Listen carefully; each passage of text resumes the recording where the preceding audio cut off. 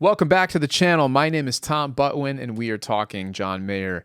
Yes, that's right. We're continuing in our John Mayer series here on my channel, which was once just a music channel for me to sing to you on the internet. If you like that type of thing, please feel free to browse my many cover songs on this channel, as well as some original music that I have out there. I'll leave links below in the description.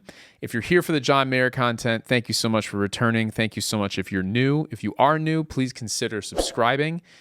Leaving a comment, a like, a dislike, anything like that really helps the channel, and I sincerely appreciate all of the engagement that I get from you all in this small community that we're building talking about music, specifically John Mayer.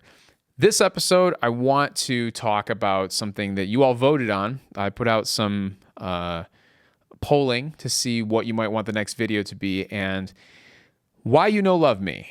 That's what we're going to talk about today. That's what you voted into the top spot for the next video that you'd like to see me do.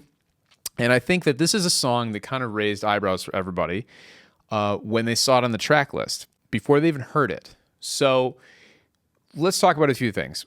One, I think the where everybody's mind goes first with that title is something potentially offensive.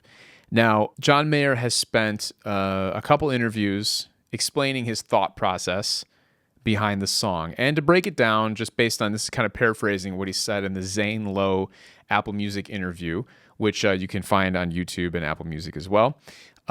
Basically, what he said is that don't think of it as English as a second language, which is where I think people go when they're going down the offensive route. Think of it as quote unquote language as a second language. So breaking down the hurt of a relationship or love that's lost to a childlike simplicity is where John Mayer went with Why You No Love Me. I've talked to some other fans, and some people just are okay with that explanation. Others are troubled by the fact that he has to explain himself just in general with that. So I'm curious, what do you think? I guess the question of the day is Why You No Love Me offensive? What do you think? Let me know in the comments below. I'm very curious to see what the casual John Mayer fan thinks, what the super John Mayer fan thinks. There might be something different between those two groups of people. I don't know. But he has explained the song, and is that explanation good enough for you? Does it make sense? Did you think it even needed an explanation? Or does it not matter what the explanation is? You still think that somehow that title is offensive? I'm really curious. So in this video, I'm really just asking the question. I want to know what you all think. If you want to know what I think John Mayer is aware enough. He's very self-aware. He's very good with that. There have been points in his career where maybe you could argue that he wasn't as self-aware, or maybe too self-aware. But I think he's very deliberate and intentional with most things that he does. And I'm pretty sure that this discussion happened somewhere along the way. Hey, what are people going to think of this title? Maybe he thought that the song might be looked over or glossed over if it didn't have this, I won't say catchy, but definitely eye-catching title. That could be it. It could be done very purposefully from a marketing standpoint. I don't know. But I think that his songwriter justification or songwriter explanation is sound for how he approached that lyric and wanting it to be the most broken down, simplistic version of asking that question that you could possibly ask.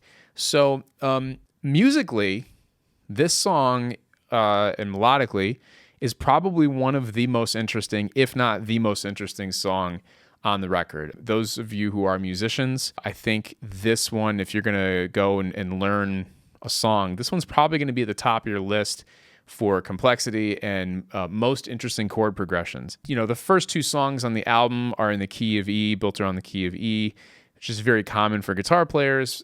John Mayer has a lot of songs in that key. This one, don't quote me because I can't remember what key it's in, but it starts on a D minor chord, so for whatever that's worth. But there's a lot of interesting things going on with it musically. Does that redeem it for you? That's another question.